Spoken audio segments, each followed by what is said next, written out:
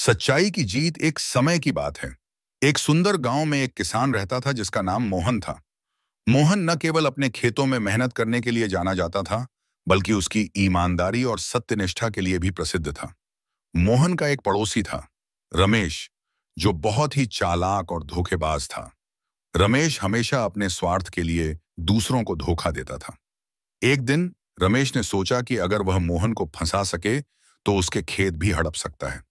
उसने एक योजना बनाई और गांव के सरपंच के पास गया। उसने सरपंच से कहा कि मोहन ने उसके खेत से सोना चुराया है।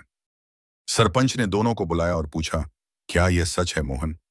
मोहन ने साफ साफ कहा, अमीर कहा, नहीं सरपंच जी, मैंने कभी भी ऐसा नहीं किया।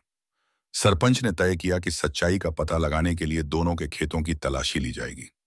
रमेश ने अपने खेत में पहले से ही कुछ सोने के सिक्के छिपा दिए थे, ताकि मोहन को फंसाया जा सके। तलाशी के दौरान संयुक्त रमेश के खेत में सोने के सिक्के मिले और उसने मोहन को दोषी ठहराया। मोहन को जेल में डाल दिया गया, लेकिन उसने हार नहीं मानी। मोहन ने ईश्वर से प्रार्थना की और सच्चाई की जीत की उम्मीद में रहा। कुछ दिनों बाद गांव में एक बहुत ही बुद्धिमान व्यक्ति आया।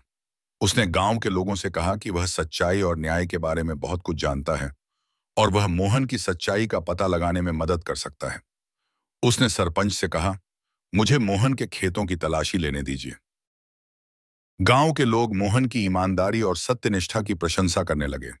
मोहन ने सच्चाई की जीत का सबसे बड़ा उदाहरण प्रस्तुत किया और गांव में फिर से शांति और विश्वास लौट आया।